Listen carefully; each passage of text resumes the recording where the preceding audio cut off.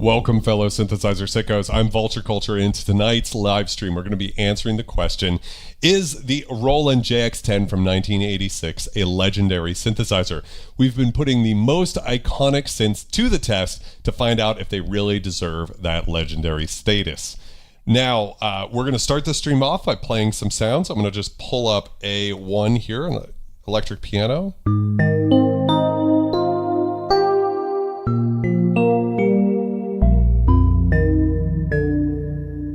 And you can hear how the JX-10 can do a lot of DX7-esque sounds pretty well. And this would probably be one of them.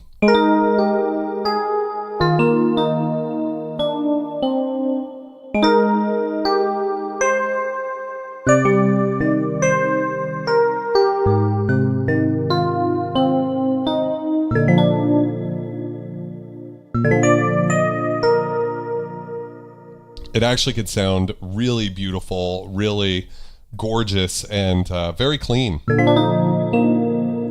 After I've played some more sounds, here's some interesting ones using the chase feature. I don't know if you guys can see that on screen. That's having one layer trigger and then the other.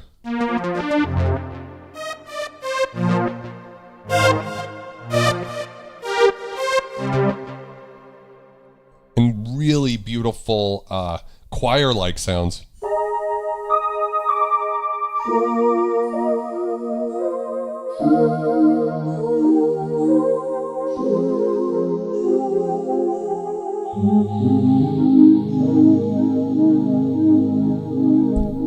And the patches were programmed by Eric Persing and Dan D'Souza, the Dream Team.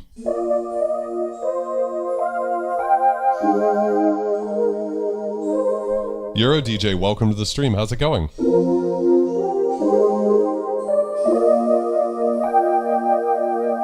And again, we're hearing that wonderful use of a little bit more little noise. So you need that two layers stacked to be able to get a sound like that. Wouldn't be possible with just a JX8P.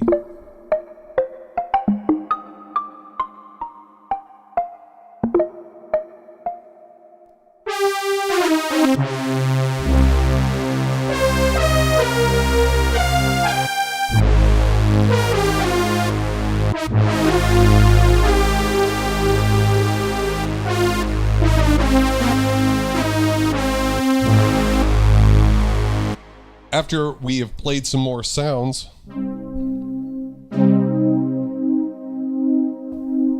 we will actually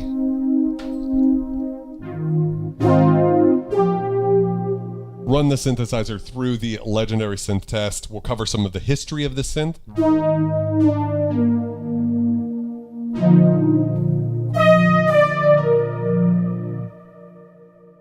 And then you guys will help me decide via my criterion of 12 questions whether or not this synthesizer deserves to be called a legendary synth.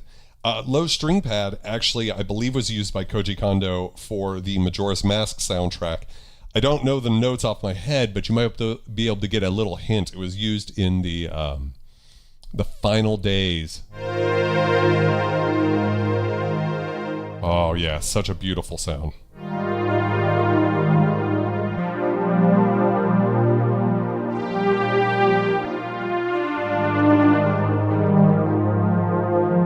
Yes, and to Dub's point, we could put it in whole mode.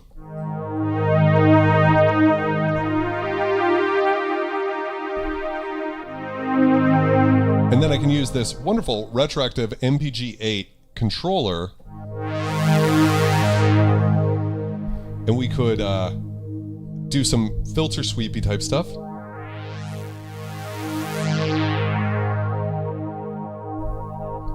Now, if you go to the Roland website and listen to the or read the article,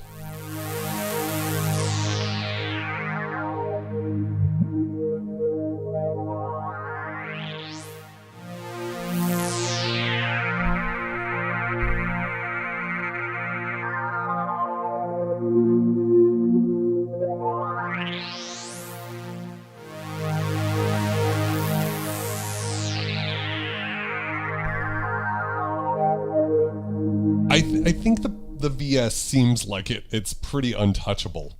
But we'll see. I've been trying to get one, and it looks like because of the tariffs, I won't be able to get it anymore because it was coming from Canada, which is kind of heartbreaking.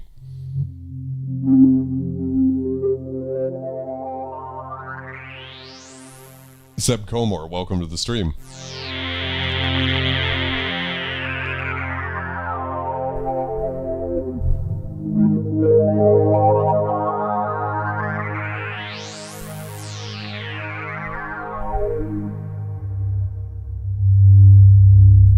Oh yeah.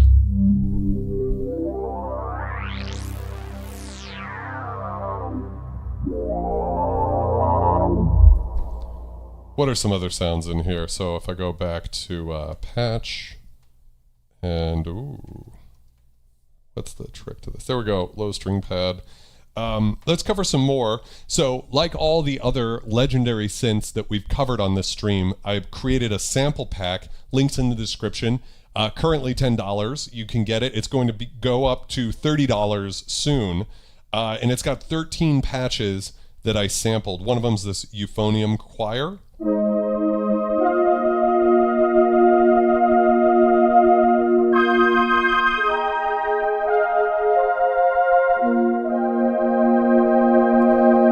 We checked out this Matrix 12 last week on stream, $20,000 synthesizer. And I have to say, the JX-10 sounds at least as good in the presets just because any company that has Eric Persing creating sounds for them is going to have really, really great stuff. Obese Fifths, this is one of the patches that I sampled, and it is awesome.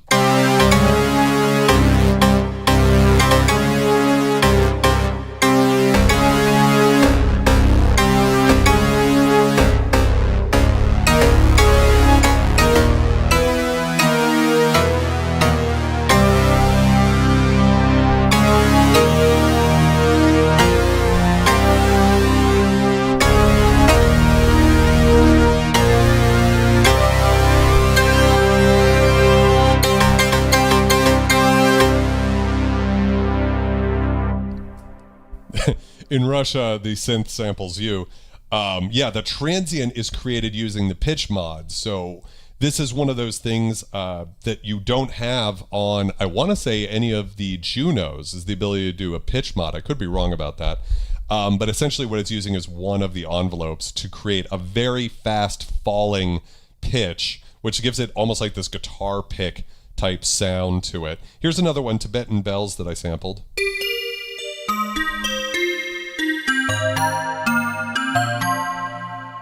And this is where I think the negative reputation of the synthesizer partially comes from, is that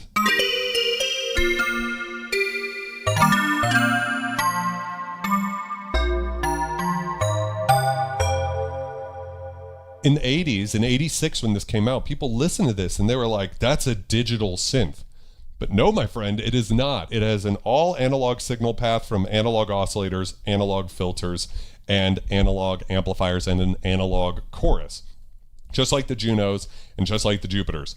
Different oscillators and filters, but still completely analog. The only reason it sounds like it's digital is because Eric Persing and Dan D'Souza, they are just madmen, hollow voices.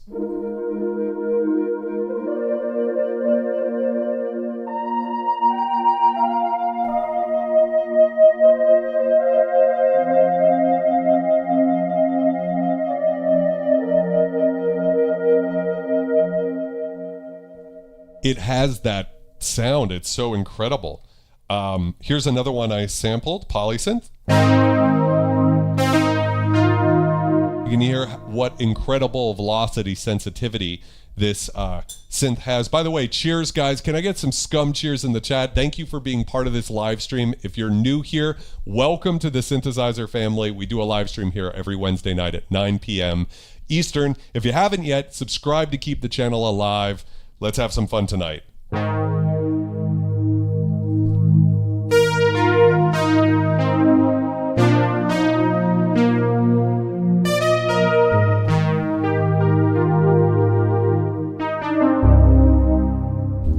Really, really beautiful. Yes, DCO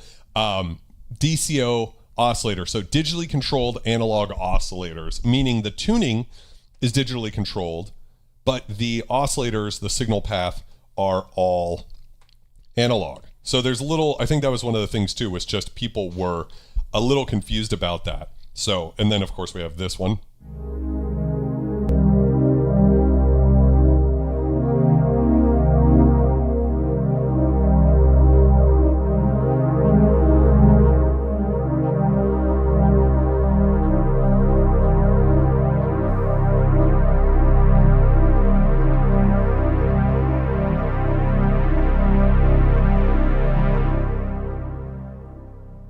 The all-time greatest analog synth pad ever created. This one was created by Eric Persing, and it was used by Angelo Badalamenti in many David Lynch works, but specifically Twin Peaks. If you're more interested in that, about a month ago I did a live stream on the synth and really focused more on a bunch of the preset sounds as well as David Lynch and Angelo Badalamenti's use of this synth. Really great. So does this synth have aftertouch? Yes, it does, Monty.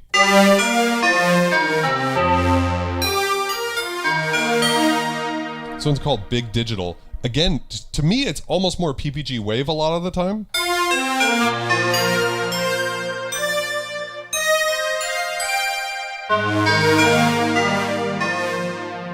Sebastian Comor, yes, that's the exact patch. So Badalamenti used an MKS 70, which is the rack mount version of the synth, but essentially the exact same thing. And the JX-8P has a similar patch called Soundtrack, but it only has one layer, so it's not going to sound exactly the same. I love the balls on Eric Persing to write sample brass on here, meaning like this patch sounds as good as a sample.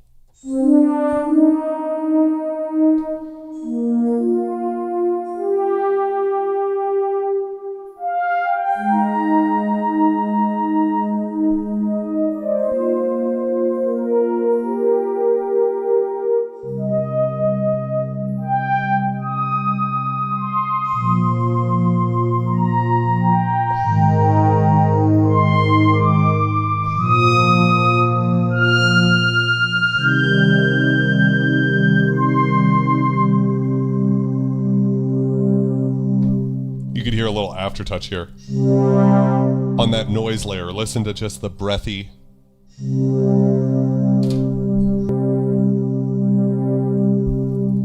We could of course go in here and modify, but you know, the point here is just to give you guys kind of an idea of what this synth sounds like real quick. Some of the other ones I sampled, I don't think I sampled any of the E's. F has my favorite E piano. I sampled the first one, probably the most iconic, but this one has a more sharp attack, which I like for kind of more ballady type.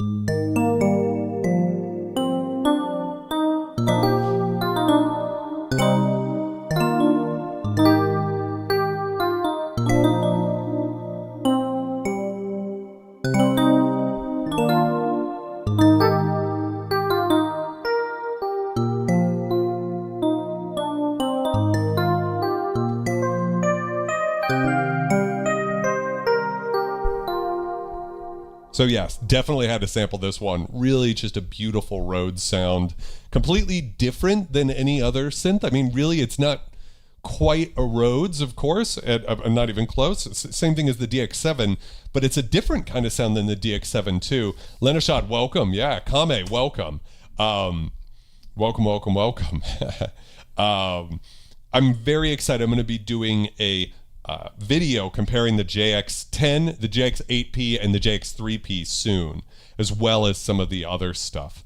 Lenishad wants to know why it's so hated. Well, why don't we get into some of that? So let's start with some history here while I play some more stuff here. Here's another one, Touch Polysynth, that I sampled. This one came out in 1986. This is the last analog synth Roland ever released, or I shouldn't say ever, released for 29 years.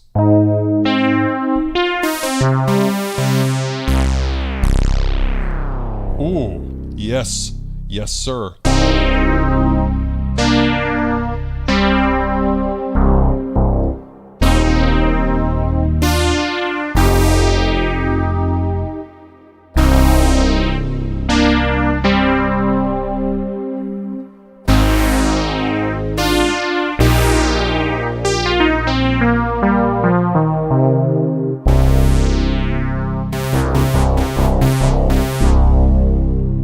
So yeah, last on analog synth they ever put out, and the JDXI was the first one they put back out in 2015, so 10 years ago now, which is crazy. It's been 10 years, right? It's a really beautiful string sound.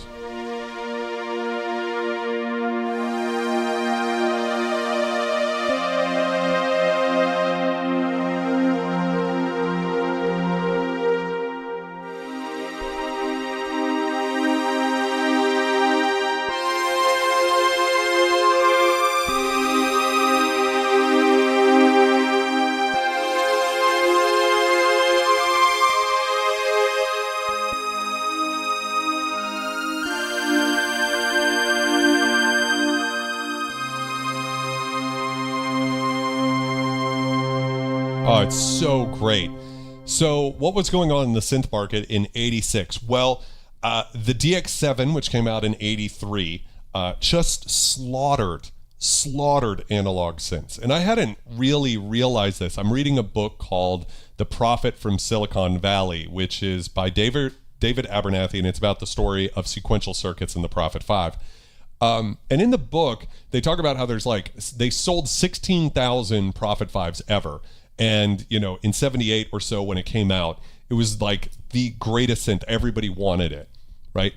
DX7 comes out in 83 and sells 200,000 units. Now, not all in 83, right? But just to give you an idea of the scope, like in some sense, the way that we understand the synthesizer market to be didn't even exist until the DX7 in a way. Because 16,000 units versus 200,000 units is a wild disparity. So at that point, basically everybody was getting DX7s and other digital synths. And samplers had been out for a few years as well. And even the DX7 was losing a lot of ground to samplers. So the thing that's super cool, or I shouldn't say cool, but interesting, is that I think today we're living in the golden age of synthesizers because people really appreciate synthesizer sounds.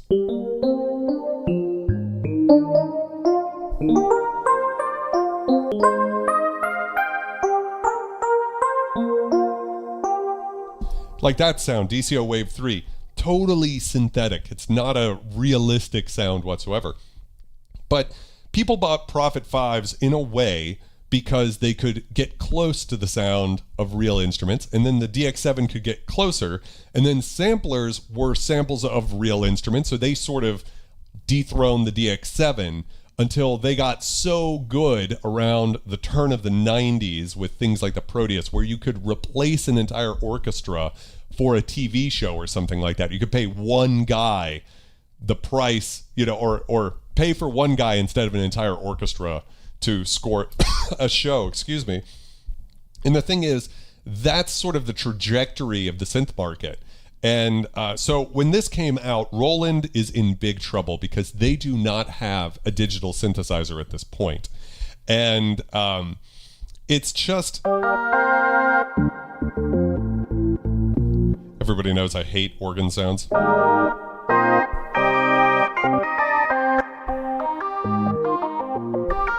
But if we add some attack and move that over here. Oh, that's interesting. It's using that pitch there.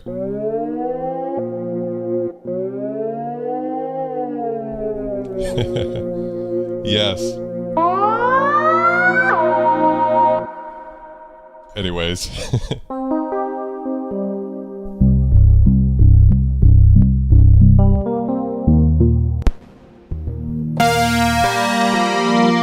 We do have sync on this, hard sync.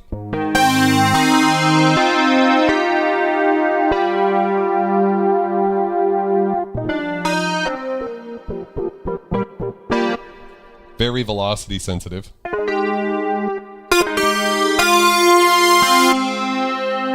How's it going, Adapt Manipulate? How's it going, Ed? I don't know if I said hi to you earlier, but I meant to.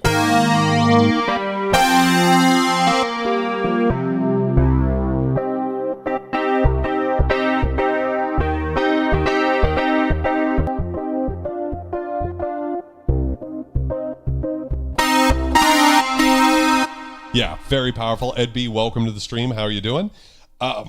So every analog synth company is in trouble, and behind the scenes, Roland was probably working on the D50 at this point. So the D50 was a revolution. It was the first sort of sample plus synthesis synth. Came out the following year in '87, and you can see a lot of similarities between the two. First off, this has 12 voices instead of 6 like most polysynths at that point, so that you could layer them together. The D50 would continue that and give you 4 voices to layer, albeit they're all digital. And we also have the chase feature, so that's where you can play one layer and it delays. It's like a MIDI delay. It pushes the other layer behind. It's not a true delay effect. And so that's one of those things where this synthesizer was Roland's Hail Mary, their last chance to try to grab some of the market. And I don't think it was that successful. I think the fact that it didn't have the knobs continued to hurt it. So this synth, if you don't have something like this awesome retroactive MPG-8, you could get a PG-800. So Roland actually made a programmer for this back in the 80s that worked for the JX-8P and for this synth. And it's just a really incredible piece. So what else does it have? It's got velocity and aftertouch. We've already covered that. It's got digitally controlled analog oscillators, but they are analog, complete analog signal path, but it doesn't have pulse width modulation. So unlike the Junos, which includes the 660-106 Alpha Junos 1 and 2, which have pulse width modulation, but not 2 oscillators per voice, here we don't have that. Verkoven makes a mod where you can change that up, right? When I hear a sound like this, I'll turn the reverb down for this one.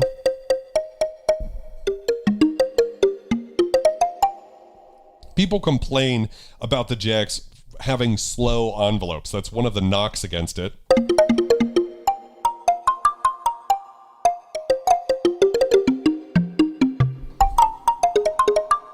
I think that's as fast as you need, right?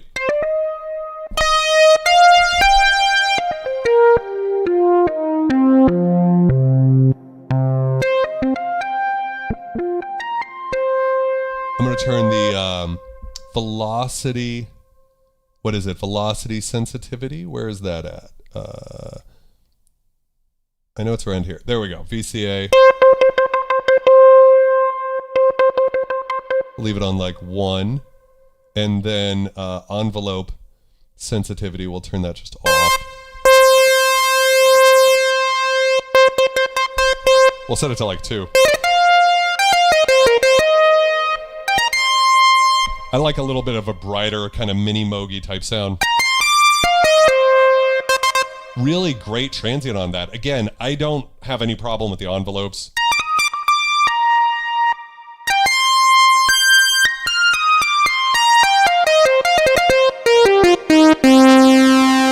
Beautiful solo sound. I love this sort of thing. Although a little rigid, right? It's not as open perhaps as some other synthesizers, as wild. And that's one of the, again, to answer the question about like where does its bad reputation come from? I think just the rigid tuning of the thing, that doesn't mean we can't get there, right?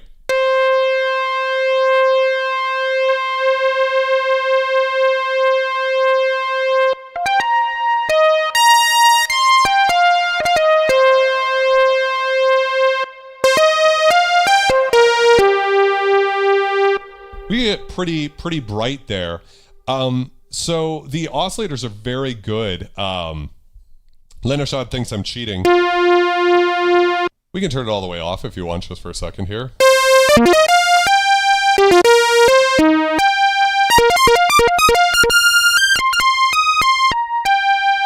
Medicinal Soul, sorry, I didn't see your chat there. Dude, it sounds so bad. What synthesizer do you think sounds good, Medicinal Soul?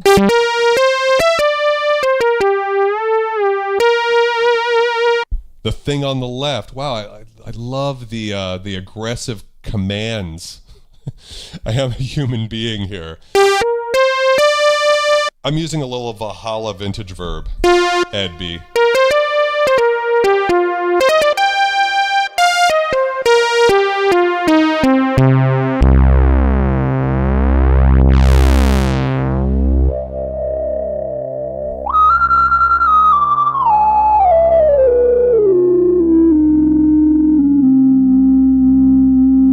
Now, this is interesting. According to the Roland website, they made this synth fully self-oscillating, the filter in it, making it the only JX that has a fully resonant filter. I'm not sure.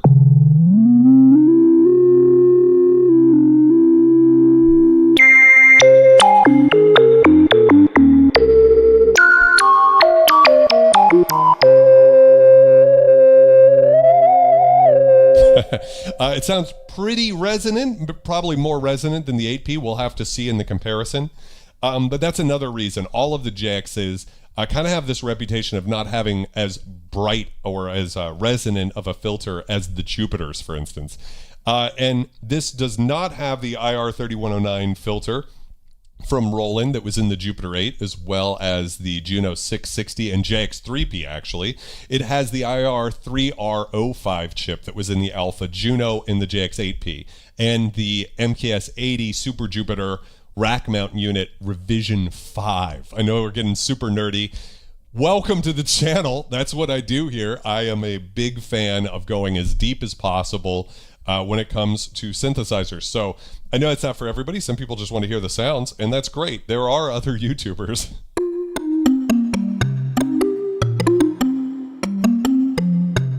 And another couple of things. So the MKS70 is the rack mount version.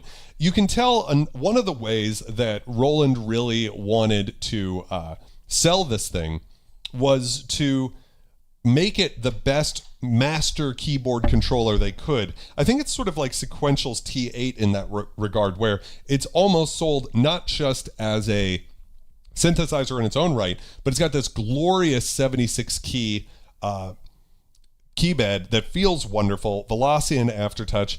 It's also really well constructed. So unlike siblings that I have, this one feels really professional. We'll see how it does in the Elvira test, of course. But it is, yeah, so to Good Dog's point, I think it's resonant enough. Like for me, most of the time, that's all I ever need. We could try doing maybe like an Iceland's type preset, by running noise through the filter and try to get there. I love the info as well. Some people don't like that about this channel. That's okay. Slow, huge strings. Here's the thing though, whether or not you love the envelopes, they are perfect for pads. And that's what the JX8P and the JX10 are most famous for.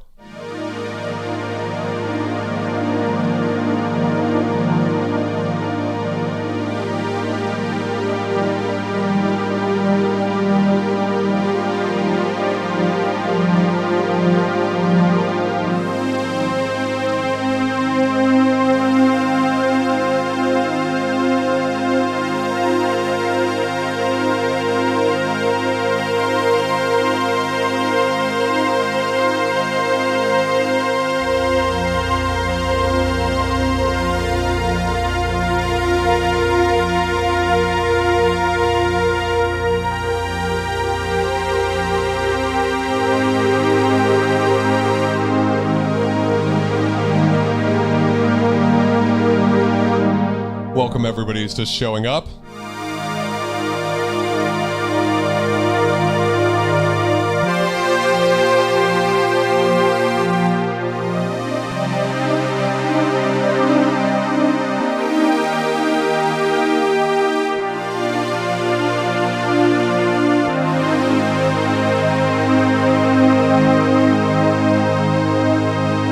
Just gorgeous.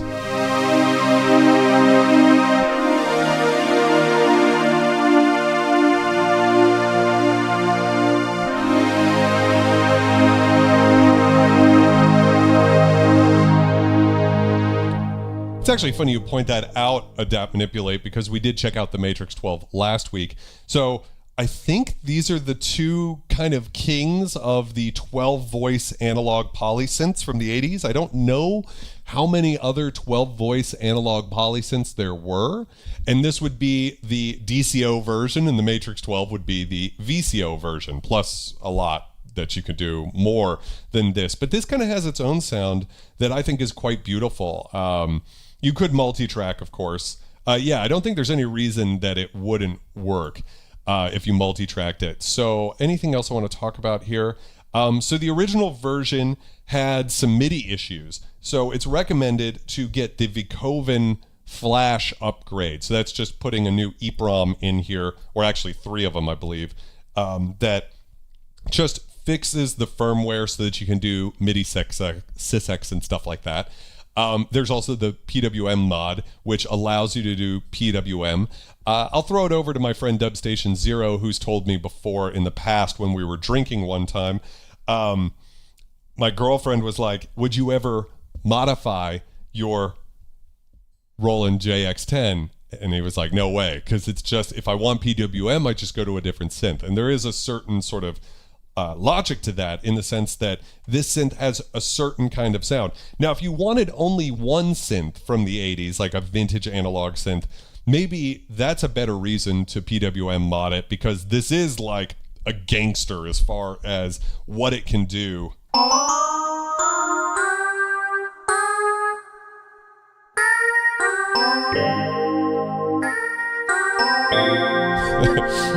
That type of a thing.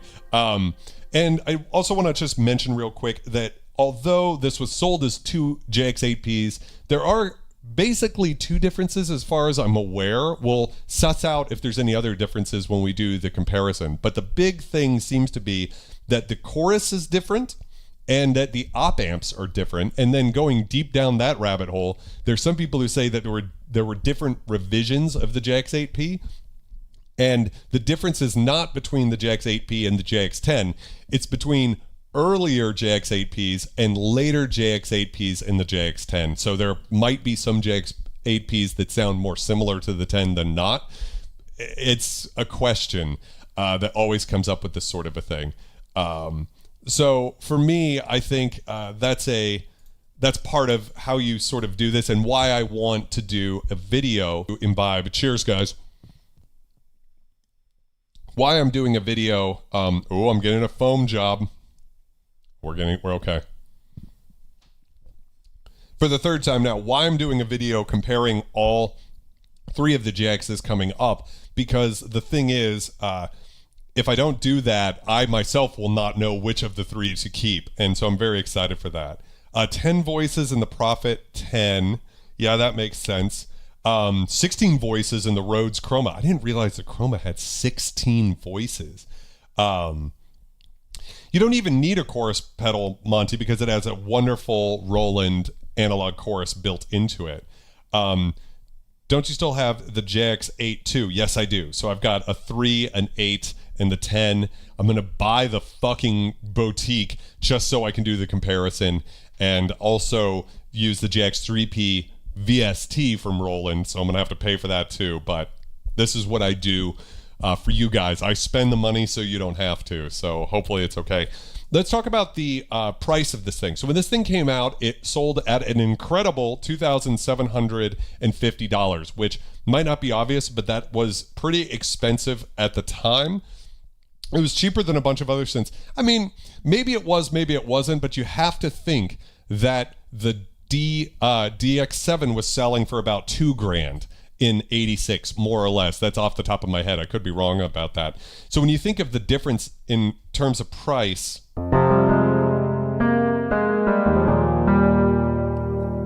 what a beautiful patch.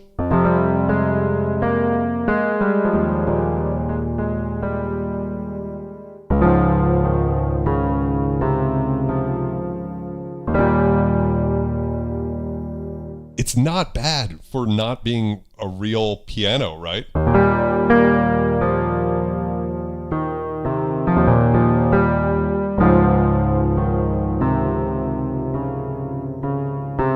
Oh, thank you, Dr. Synth, for letting me know.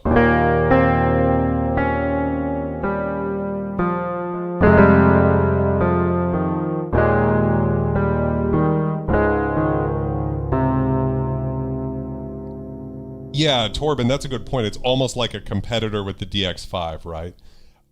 Took out the, that's right, Ed. It takes out the sequencer that came out with this when you bought it and added an arpeggiator, which is super cool. Monty asked, do you think you'll make some YouTube videos, live outboard gear, e.g. external filters, saturation, and distortion hardware? Probably at some point, but to be honest, I haven't dove too deep into that. Of course, I would love to get a thermionic Culture Vulture reviewed by Vulture Culture. So that would always be great one day.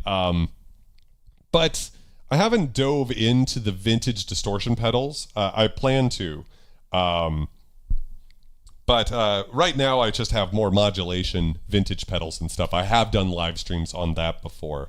But external filters and stuff, I don't know. If I was in the modular world, 100%. But yeah. So anyways, to give you an idea of how expensive this is, $2,750 in 1986, that's just shy of $8,000 in today's money, also known as $7,970. So that's, if you can imagine this synth coming out today, and the DX7 is roughly 2/3 that price, which is still expensive when you think about it, but like $5,000 for a DX7 versus $8,000 for this, rough numbers here.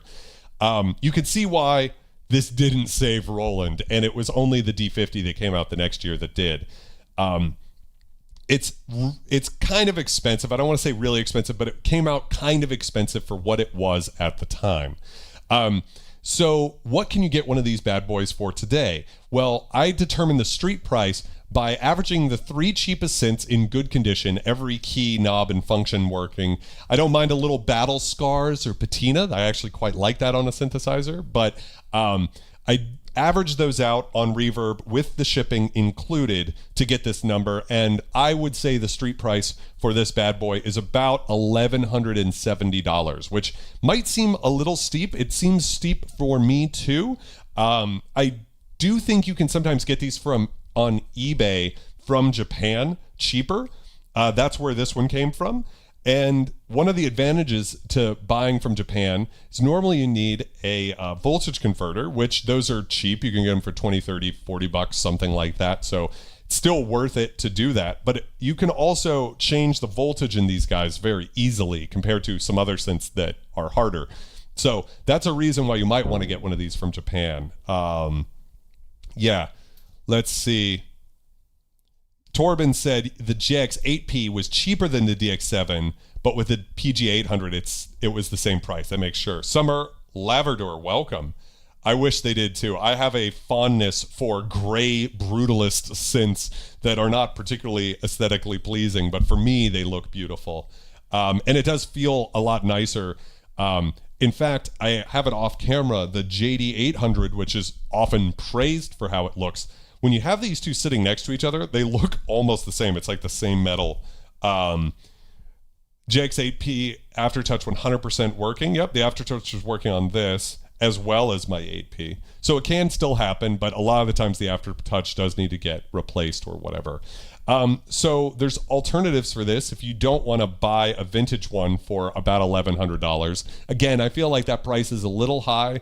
But one of the reasons is these things are fucking giant. They're a boat, which I love, a muscle car of a synthesizer. But people, when synths get over a certain size, they start charging more for the shipping. And, kind of makes sense. The thing is that for the size, a lot of people have them local pickup only, which I don't factor in to the street price. So if you can find one of these local, that's probably the way to go. And so if that sounds a little steep, though, Roland does make a JX08 boutique. So that's a digital version of the JX8P, but you can layer in it. So it's essentially a JX10. And then you could also do the Zencore stuff with the JX8P model. And then they have an ACB model of the JX3P. So that's in theory, more accurate model of the JX3P. It is heavy. Yeah, gray brutalist synths. We need to get a brutalist fucking emoji. Is gray? I don't know. Yes, so Todd clarifies this point. The JX10 apparently has multiple primary taps on the power transformer that can be changed. Most modern synths have switch mode power supplies, yeah. It's doable, Monty. I mean, honestly, it's not that it's a big synth, but by the time you're shipping a synth that's this size, that's not the end of the world. The output, okay, so I haven't compared it with the 8P yet, but it does seem to run hot, which I don't mind because I like hot synths, but some people might have.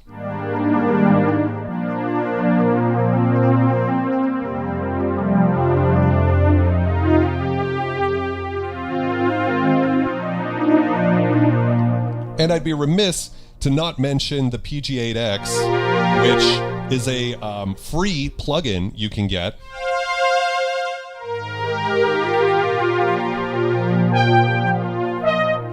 This is really cool where it crossfades. So if I play quietly, we get strings. And if I play loud, we get the horn.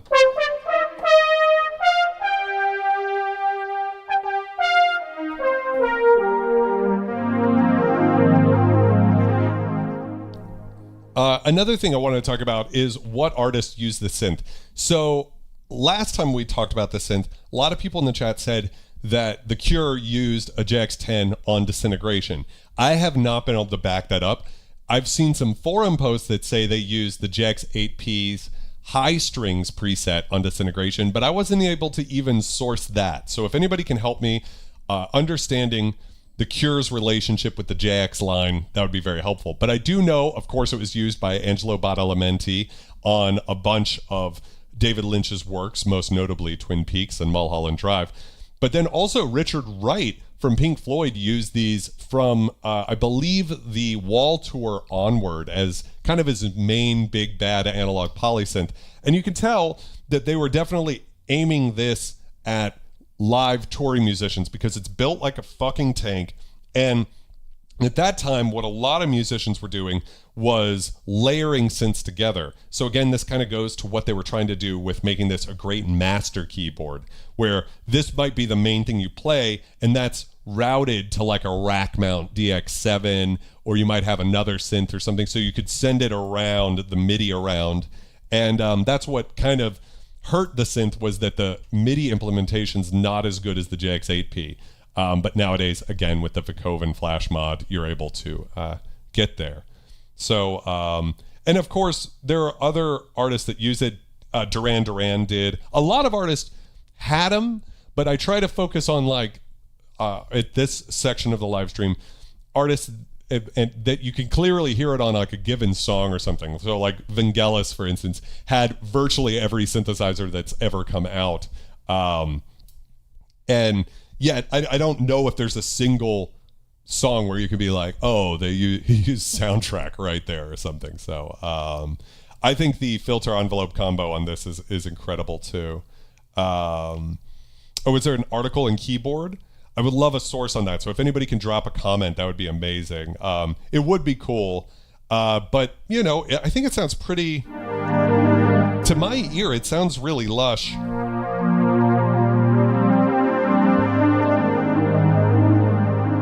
That's right, Todd. I don't know why I was thinking that. The Wall was way earlier. There's some other record. Maybe it was Division Bell I'm thinking of.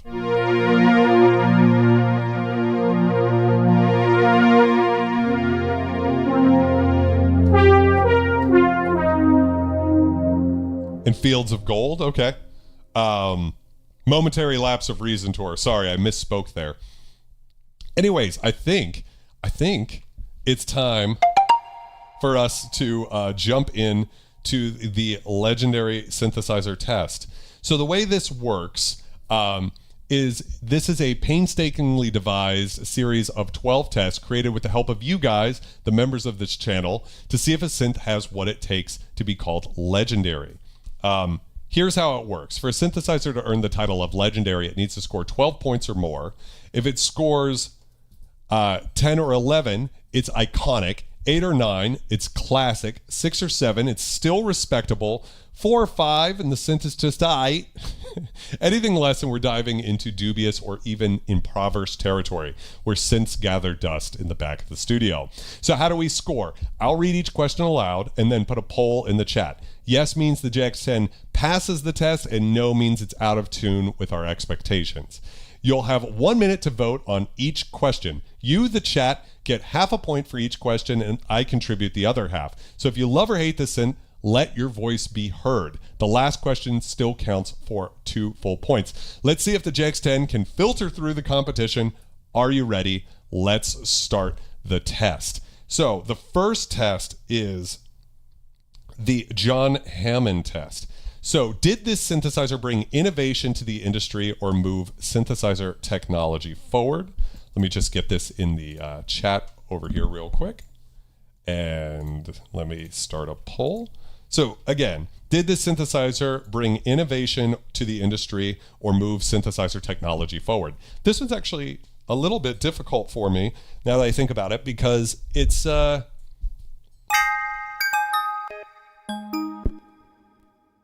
me find a good patch here. Go to Hollow Voices.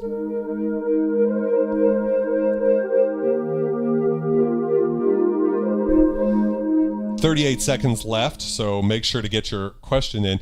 It didn't necessarily, in its own way, do any one thing that hadn't been done before. Maybe the chase play that came later. I think for Roland, it certainly brought something there, because we got chase play and layers, which hadn't been done on any Roland synth up to that point. We got 10 seconds left, and the poll is looking tight. So if anybody has a last-minute opinion... All right, there's your minute. Ending the poll with no. 53% of you guys said no. And so that's actually really interesting. I wouldn't have expected that. So let's see. What do I think? This one's tough. This one's really tough.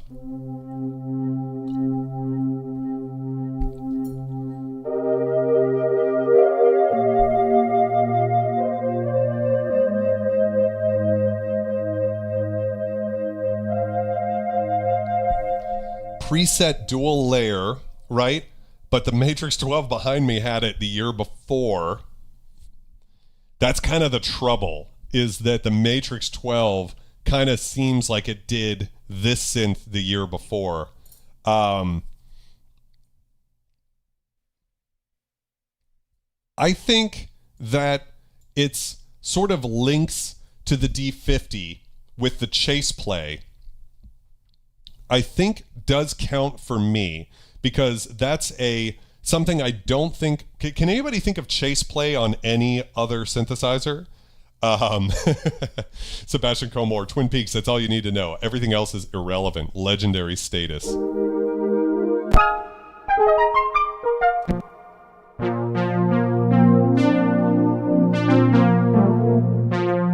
I'm going to go ahead and give it half a point. I think it deserves it, just for the chase play, which made its way into the D50. For me, this synth is the missing link between their analog synths like the JX8P, Alpha Juno, JX3P, Jupiter 8, Jupiter 6, all of those synths, and of course the Junos before it, and the D50. And the chase play and the layering feels enough for me to give it a half point. But I understand why people were saying it probably was Sari, but I'm not aware of the exact timeline. So next up, we have a really good test that's going to be very hard for this synth to pass, which is the training day test. Shout outs to 40 Thieves. Can a beginner easily tweak sounds directly from the front panel of the synth? 1 minute on the clock. Okay, so the question really needs to be rewritten a bit. Is this a good beginner synthesizer? And I can say for me, the answer is going to be a resounding no. This isn't really a beginner synth. It's got a confusing patch control. Essentially, you have to edit a tone, which is later called a partial in the D50, but a patch just references the tone. It doesn't store it separately. So if you save a patch, it doesn't necessarily change anything. So you have to really edit the tones individually. So yeah, it's interesting. Torvin says, I basically think the JX-10 should have had a predecessor as 6s. Yeah, it would have been interesting if there had been. 10 seconds left, guys. Yeah. Daniel says, I'm a beginner and I wouldn't have a fucking clue. Yeah, I think it's a clear no. I'm very happy to give it a no here.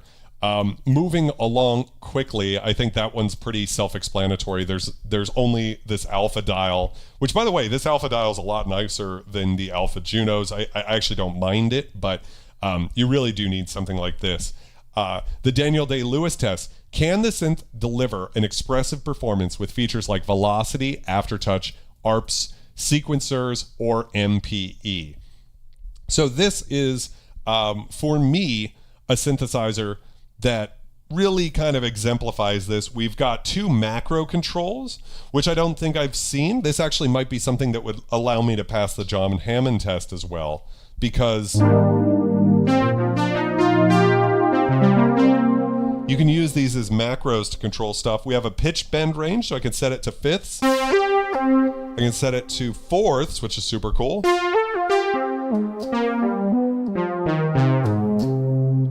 Thirds. Or seconds like normal. But we have velocity, aftertouch, and a sequencer built in, so we don't have MPE, which wasn't invented at the time, but I feel like it actually feels pretty good to pass it on this one. 10 seconds left, guys. I think that's that should count. The next question, I was just looking ahead, so I'm going to go ahead and give it a point there at the Daniel Day-Lewis test. The next question is the Roy Batty test. So the Roy Batty test is, does the synthesizer, whoop, I need to end the previous poll here. Start a new poll here. Was the synthesizer built to last with no major reliability issues or common problems? Now this one's interesting, and I'm going to need your help, guys, on determining this. Does the MIDI issues that it came out with count for this? Because it's not really a build quality thing, but it is, you know, if you just buy one of these and it hasn't been Verkoven modded, and you're not the type of person who's going to go out and buy a Verkoven mod and install it yourself or pay someone to do it, like I did.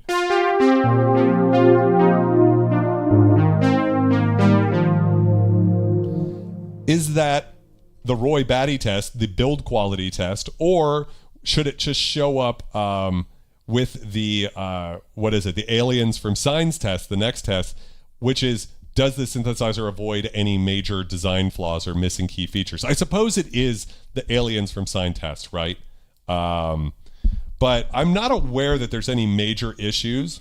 This didn't have red glue, Torben. That was the JD800 that came out later. So for me, you got 15 seconds left. I think that considering the protocol at the time that everybody was using was sysx and not CC, the fact that it's set up for NRPN, I don't think that's big of a flaw.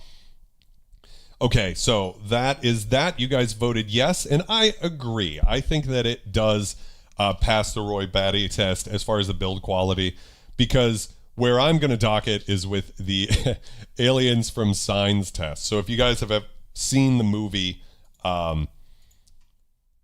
Signs, there's some aliens in it that have a pretty good Achilles heel. So does the synthesizer avoid any major design flaws or missing key features? 1 minute on the clock right now. And for me,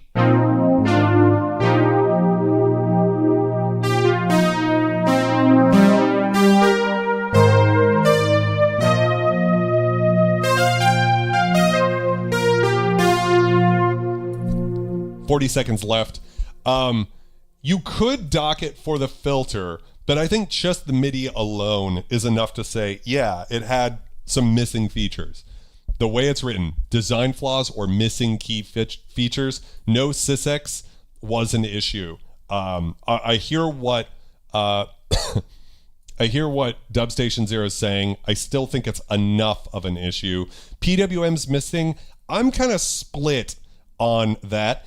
It does have a vacuum fluorescent display, which these do die, but there's an OLED replacement, unlike a lot of other synths. So I'm not going to dock it just for that. D70 was red glue as well. Good point here. PWM was a real emission, Sari says.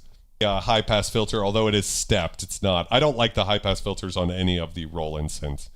I haven't played with a a Jupiter 8, so maybe that might be the one. But yeah, one envelope more to match up with Oberheim. That's not enough for me to dock it. So does it avoid? 78% of you guys said no, and I agree too. I don't think it passes this test. So now we're on to like my favorite test, the Elvira test. Does this synthesizer rank among the most beautiful or iconic in terms of aesthetics? 1 minute on the clock. Everyone knows the most important part of how a synthesizer sounds is how it looks. So the way that this question is written is this one of the most aesthetically pleasing synthesizers? It's not enough to just be aesthetic, a little aesthetic. It's got to be a lot of aesthetic. And I promised that I'm not going to pass any boxes, synths that just look like a flat box. I think this synth looks good. I think it looks good. 30 seconds left on the clock, but I am not going to pass it. Synthsonic is starting to think that Corgam 1 would have done better in this larger group. It definitely could have. In fact, Machine Storm and 2D Cat had an issue with how we rated the JP8000, so we might come back and cover that. I do like the display. So you guys voted yes. 60% of you guys voted yes, which is pretty incredible. For me, it kind of is the definition of a synthesizer that shouldn't pass, unfortunately. I love the look of the synth myself, but it's just not up there with some of the ones behind me, in my opinion. But that's the beautiful thing about us doing this test together, is we both get a say. So the next question, the next test is the Starscream test. Does this synth transform into multiple roles, bass, leads, pads, and textures without losing focus? That's 1 minute on the clock starting right now. So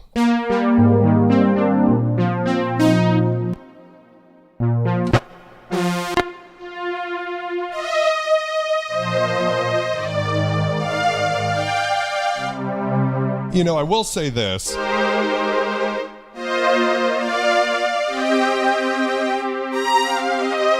I could see someone failing this just because it's so good at pads. It's sort of... Yeah, Dubstation's failing it because pads and E-pianos are the wheelhouse, but maybe not bass and leads as much. I think I've got 15 seconds left, so get your votes in if you disagree or agree with Dubstation. For me, I feel like it should pass narrowly. There's nothing stopping you from making a good bass or a lead, but certainly the presets and the envelopes lend themselves to pads so beautifully. So 80% of you guys said yes, and I do as well. So I'm going to go ahead and add that. So next up, the Nostromo test. So the Nostromo test is, can you program the synth without excessive menu diving or requiring a programmer editor? Interesting question.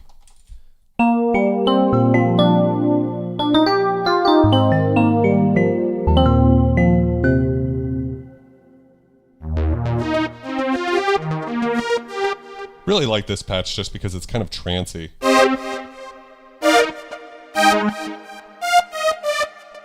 There's no delay, right? That's that chase function.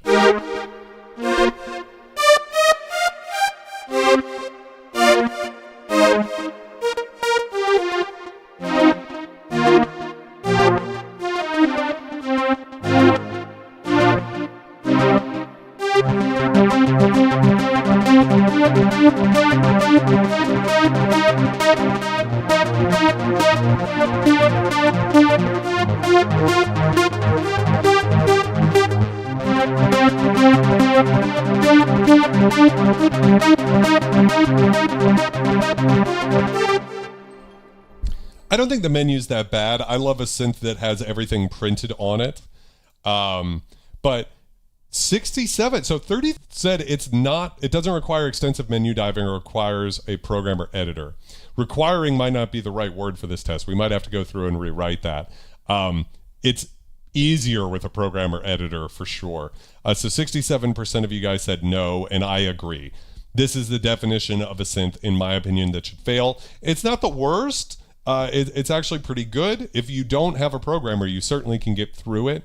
But what I will say is that you're going to want to program, like put it into hold mode and then do your edits and then save it. And that's kind of where the trouble gets in, because you got patch settings and tone settings are separate. Not the end of the world, but it is nice to have the knobs here. And I'm a big retroactive fan. So, for me, that's a synthesizer dream. So the next question, the Deep Space Nine test. Does the synthesizer have deep modulation possibilities that keep sound designers excited? So the idea here is there enough going on under the hood with this synth?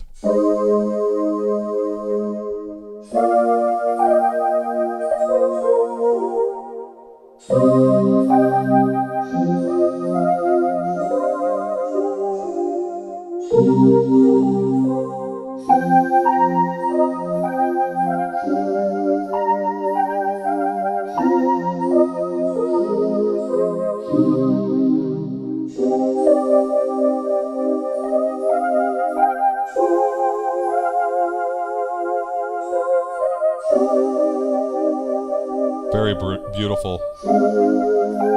20 seconds left. I think personally, just even this patch shows the power that this synth is elevated above something like, a polyphonic mini Moog. It's very deep. 68% said yes, and I agree. So I'm going to go ahead and add that in here. So we're going to give it a point from both of us, or a full point from both of us. The next test, this one is interesting. This one's going to be hard to say. You guys are going to have to let me know what you think. The Han Solo test. Has the synthesizer aged like a fine wine? 1 minute on the clock. I think it is very good. I wonder, though.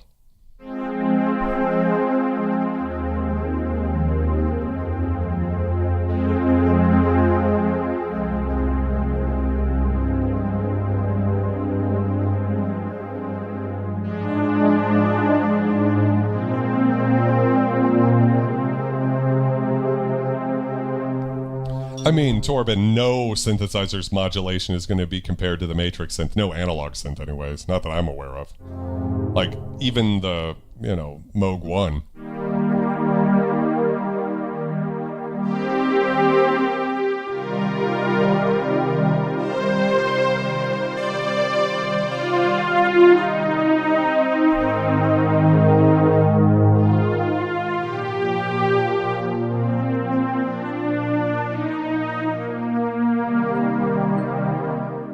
%, said yes, and I agree. I think if you define the test in a certain way, and I'm not sure this is how I will define it eternally, but it had a bad reputation when it came out, and I think nowadays people are a lot more likely to look at the synth with fresh lenses and go, okay, so there's a lot here. This is a hell of an analog synth, and it sounds really good. And it's just funny how perception is, where people can look at a synth, and because it just didn't have some of the features people were looking for at the time, in particular, FM and sampling had just gone so far, it just didn't grab people the way Roland was hoping. But nowadays, it's quite a fully featured synth.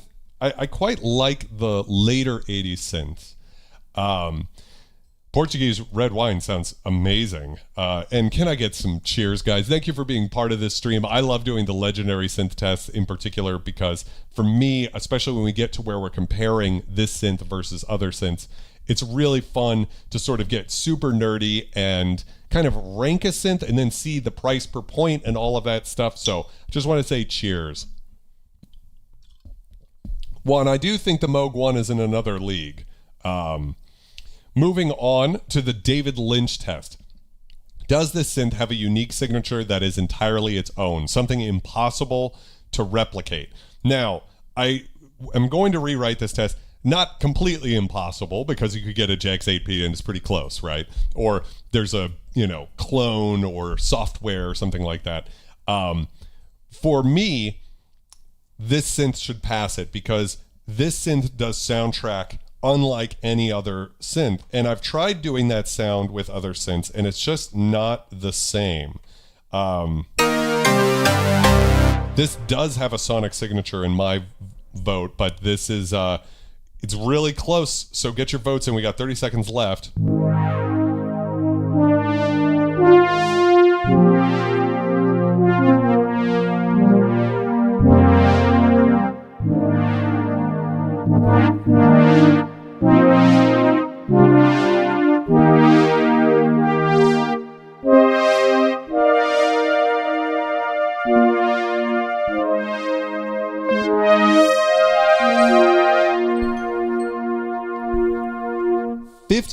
Narrowly scraping by say yes, and I agree. I do think there's just something to this synth that has a certain je ne sais quoi. The JX8P might be close for my purposes for this type of question, just because the Juno 6 and the Juno 60 sound similar. I think it could still pass the David Lynch test. That's just, they're almost in a way like revisions of the same synth. And for me, same thing with the 8P and the 10. That's not the spirit of the test, although I understand why it's a little confusingly written. So I'm going to update that. Yeah, you're not going to have to worry about, 1100's not bad. Oh, Summer voted the wrong way, but luckily it came through. So now we have the most important test. And this one, I think, is tough. I think this one's really fucking tough. And I've gone and revised my opinion on a couple of these. The Vangelis test. Do the raw oscillators and filters of this synthesizer have that magical quality? Does it need effects to sound good? 1 minute on the clock. This test is for 2 points. And this, for me, is on the borderline. I love the way the synth sounds objectively. This has that magic for me. It has that these slow pad sounds. I think it has magic there. However, the way the question's written, and we're talking about the oscillators and the filter. And I will say, I don't know if I think the filter sounds quite as good as the JX3P. I'm not sure if the raw materials of the synth get you there. It's more about how when you layer it together, that's when the magic happens. So it sort of counts and it sort of doesn't. It's a little tough. 75% say yes. 10 seconds left on the clock.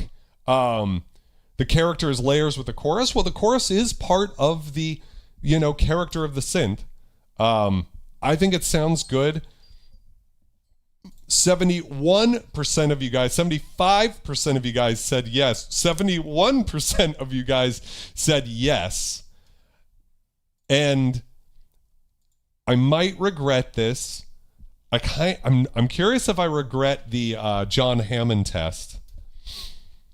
But I'm going to give the 2 points, 2 full points for the Vangelis test. I think it is a beautiful sounding synthesizer. So adding that up, we have 0.5, 1.5, 2.5, 3, 4, 5, 6, 7, 8, 9 total points here. The final score is 9 out of 12, which puts it as our first... Oh, no. It's just a classic synth. I thought we had made it to an iconic synth. We needed 10 points to get to an iconic synth. So let's go ahead and get this in here. It's a classic synth. And we have, let's do the price per point here. So we had 9 points. So 1170 divided by 9 is $130 in the price per point. So let's see here. 130 bucks. And then we have the points, which was 9. So let's go ahead and add that in here. And then let's see where that ranks in the classic. So $130 is a little worse than the JX3P in terms of its value. And I kind of could see why. You know, when I think about it, I'm like, yeah, the JX3P usually goes for a little bit less and has a very similar thing. So the JX3P actually didn't quite do as well. It got 8, not 9. It probably got docked on like Deep Space Nine. I don't remember.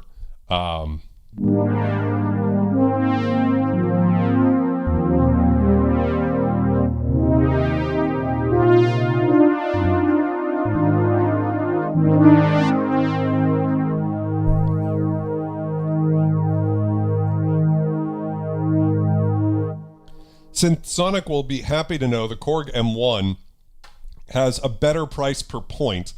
And I really think the price per point's what you want to pay attention to the most, not just the decoration. Because a synth, if it's got a price per point that's low, like even the K1 in the respectable area there, that's pretty cool. Price per point, $50. You get a lot of synth for your money, right? With street price of about $300. On the other hand, the JX-10 roughly is, I think, a little bit of a better, it's still the price per point's a little higher, but you know, the 3P JX-10, they should probably be near each other. They're both amazing synths.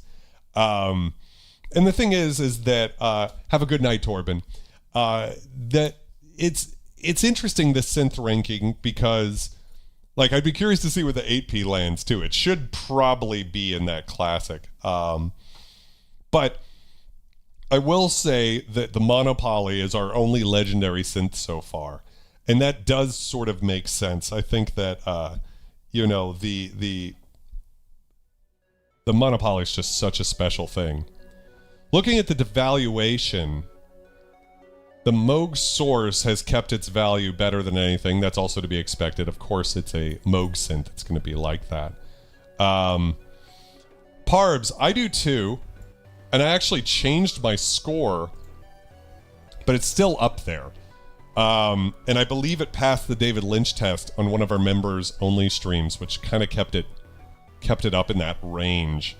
I think the Mirage, I'm with you, Parbs, but a lot of the members of this channel love the Mirage. And that's the great thing about this live stream doing the legendary tests, is that Summer says, I can't believe the U20 is dubious. Oh my god, yes, it's our first dubious synth.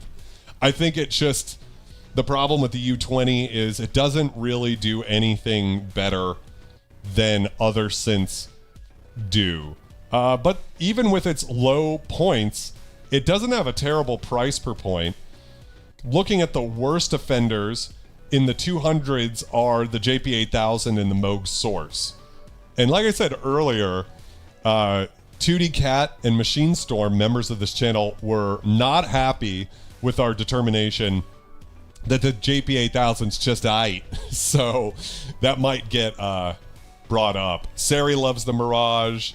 Dubstation loves the Mirage. And it is true, the Mirage really, like, there is this thing about the test where if it checks a lot of the boxes of the test, it might not be my taste or your taste, but it really did pass the test.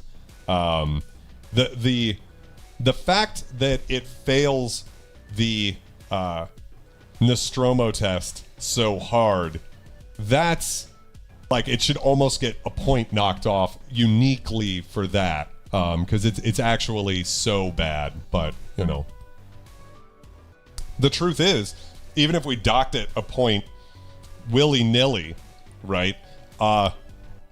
It would still be a classic synthesizer. I'm really excited for the first, when we finally get an iconic synth, because that's a very exciting thing. I thought it was going to be this one. We were 1 point short. And the truth is, I can't think of anything I would have passed for this. I wouldn't, if anything, I thought maybe it's an 8.5. John Hammond test was narrow. If I didn't think the D50 was so important to synth history, and also I love that synth, and I couldn't see that direct missing link evolutionarily between analog and digital for Roland, I would have failed it.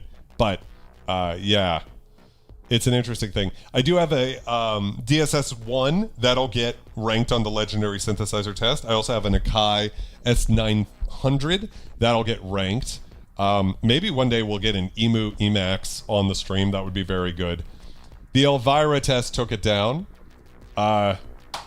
That's one of the things. I mean, I just made a promise with myself I wouldn't pass synths just because I like how they look. I do think they need to rank, and it is kind of the definition. It's not as bad as the M1 or the black box workstations that came later.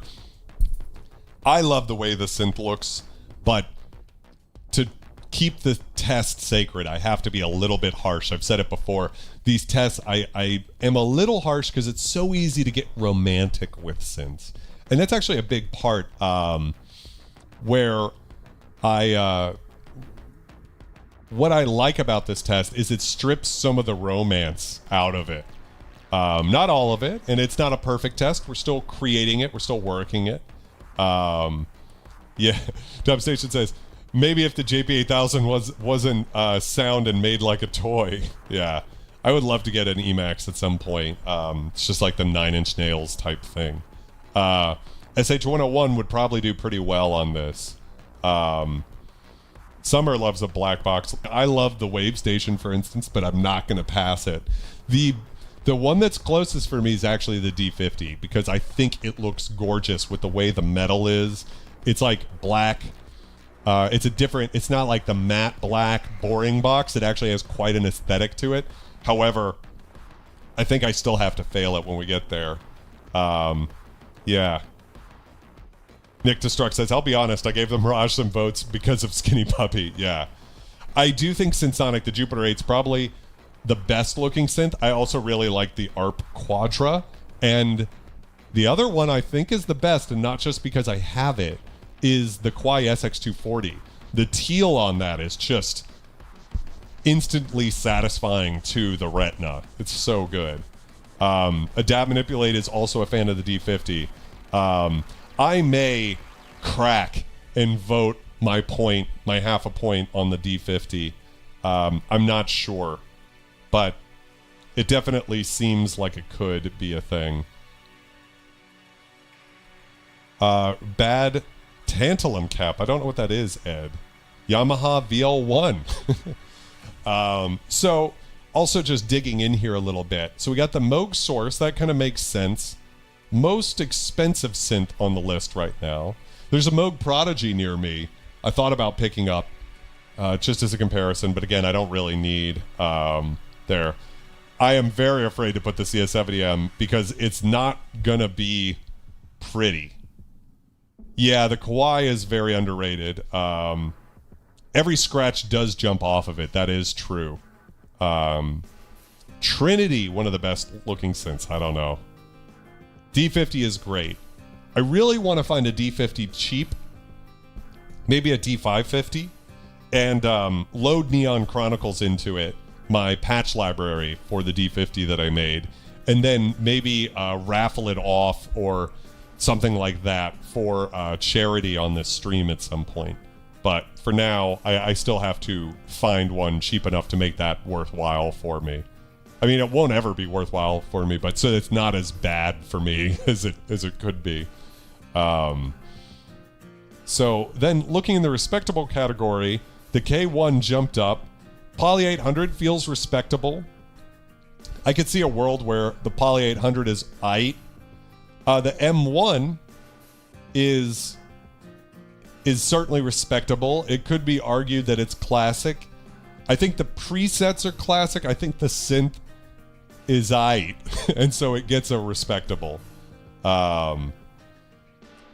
Is the D50 the most versatile? No, it's not. It's beautiful sounding, but one of my gripes with the D50 and the SQ80 is they're flexible with their hybrid or digital architecture, but they sort of have this they have a certain restriction to the frequencies because of what they were working with vintage digital hardware at the time, where they actually can't do everything. You're not going to get like a Triton-esque breathy, glassy pad out of a D50. It's just too dark. It's too warm. It just doesn't have what it takes to get there, unfortunately. Even though I adore that synth. It's my favorite. Might be one of my favorites. VFX, very, very beautiful synth. That would also be... Actually, I think that's the other borderline for me, where I think that synth looks gorgeous.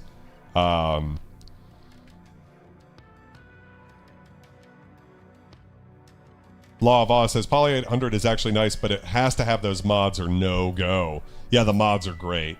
ARP 2500 and 2600, I mean, they would automatically pass the John Hammond test. Summer wants to know, will I ever get an Ensoniq SQ80? And the answer is, yeah, it's right there. I've done some streams on it. I love, love, love, love the SQ80. And I would love a VFX, but I also have an Ensoniq TS10. And so there's really no reason for me to have the VFX and the TS10 currently. But maybe. Moog Slayer mod, yes. That would be cool. I have let my Poly 800 go to Vulture Mom. So happy that she has that synth now. Did I mention the O1W? No, I would love to put that one through the synthesizer test, the Legendary Synth Test, because... really famous synth. I will buy that at some point. I kind of want to get the rack mount just because I don't want to have that one. I don't need that one in its full size. I love big synths, but I also have a lot of them, so I think I would be happy getting the rack mount version of that, because there are some sounds in it that are totally unique. The ESQ1, also an amazing synthesizer in its own right. I hope to get that on the Legendary Synth Test too, because it is a separate thing from the SQ80, as far as you can usually get them very cheap. And the Hawk mod, remind me what that does, good dog? Yeah, racks are good, but I just love the feeling of a big, bad synthesizer. But there's going to be a couple of synths I'll probably end up with racks of, just to not to go crazy. But I've been having trouble finding a good one cheap. I don't want to pay much for it, Todd, but if anybody ever finds one, let me know, okay? Just shoot me a message. So with that, I think that's a great place to call it for tonight. I think the JX-10, in my heart, it really is an iconic synth, but I just can't think of anywhere it would pass that it didn't. Again, maybe the Elvira. Ed wants to know if I'm planning on PWM modding the JX-10. The answer is no currently. I'm of Dubstation Zero's mindset that if I need PWM, I'll just go to one of my many other synths that have PWM, and I kind of like that this thing has its own voice, its own character. That's what I buy synths for, is something that has that the David Lynch test for me really matters. I almost feel like I should make it 2 points, but the truth is maybe I need to make like the David Lynch and the Stromo test 2 points, and that would bring it up to a total of like 15 points or something like that. I don't know. But the thing is that to me, the David Lynch test is often the most important thing. I was talking to Ian Dixon about that in the interview he did with me, where I understand a perfectly valid way to look at buying a synthesizer is like one great synth that can do it all, but that's not my opinion. My opinion is because I'm fortunate enough to be able to have the room and the money to have I bought a lot of these synths a lot cheaper than the street price, by the way. Almost all of them cheaper than the street price.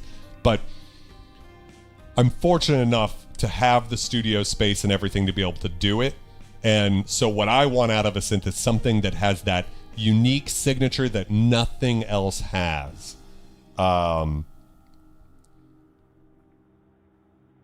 Ledoux Love Orchestra. My O1W is, or rack mount is named Angelo, and I used it on my MKS70 with David and Angelo. Yeah, that's right. I forgot. I knew I recognized your name, but you're the one who actually worked with David Lynch and Angelo Badalamenti.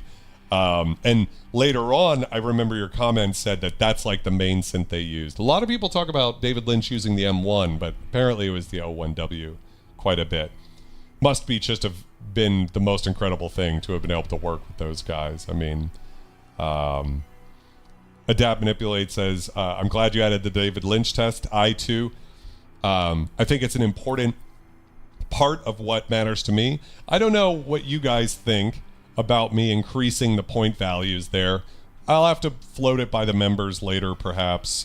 We can always modify later, but we need to do a poll on if your synth legendary test is a legendary test. The O1W Pro. Yeah. Tripwell, welcome. How are you doing? Ed says he got a JX-10 on eBay for $400, needed some TLC. This one too needed some TLC, but it's doing great now. I do see a world like where the thing is if you do PWM mod the JX-10, it becomes easily probably up there with some of the most capable analog synths of all time, probably dwarfed only by something like the Matrix 12. Because I can't really, Moog 1, Matrix 12, a few others that, but 12 analog voices, Prophet, the Prophet Rev 2 16 voice would be something else that gives it a run for its money. But have a good night, Todd. But if you PWM mod it, it becomes just such an incredible thing. For me, though, I'm just worried about it losing that David Lynch test where it would no longer quite have that signature because you swap out the high-frequency oscillators. So this is a thing that DCO synths have. And this one would be off of a digital clock, so maybe it doesn't make that big of a difference. I don't think this is like a Matrix 6 where it derives its voices from separate clocks, which could potentially have variances. So like in a Matrix 6, you've got 3 high-frequency voltage-controlled oscillators that derive the different voices, and also some of the oscillator A and B is different, comes from different clocks, and so you could get some variation in there. This one came out late enough that I'm pretty sure it's a digital clock, so I don't know if it makes a difference, but you do swap that out, that high frequency oscillator that's divided down for the voices, so it's hard. It's hard to say. On the O1W, Angelo said to me, pull up the preset Anna strings and lower the filter cutoff. So now I got to get an O1W, pull up the preset Anna strings and lower the filter cutoff, and that will have to become part of the Legendary Synthesizer sample pack as well. Have a good night, Kame. So if you haven't yet, I would recommend, the link is in the description. It's only $10 right now, and it helps support this channel, helps me keep making content. The link to the Legendary Synthesizer sample pack is there. I believe it has 77 separate patches sampled from a bunch of the synths behind me. And if you buy it now, you will continue to get patches till we fill up at right around 100 patches. And then I'll start on volume 2. When it gets up to 100 patches, the price jumps up to $30. So I would recommend getting it now. And first off, it's almost like saying, like, it's a thank you or a tip to me saying, hey, I appreciate what you're doing, Vulture Culture. And a lot of the viewers of this channel, I already know, have already bought it. So thank you very much, you guys. If you guys buying products is the best way, because you get something out of it and I get something out of it. It's wonderful. But I really do intend for this to be a very usable product. And when we hit 100, I'm also going to add 100 TAL sampler presets into it, one for each individual sound. That way, that's a way that you could use it too. I need to reach out to TAL and ask them if there's some way we can collaborate on that. Sari says the keyboard's not bad. Aftertouch is tricky. Yeah, Yamahas are great too. 3 clocks in the JX give you 6 voices, 12 oscillators. So it does have 3 clocks. I am assuming they're all digital, but that is interesting. Yeah.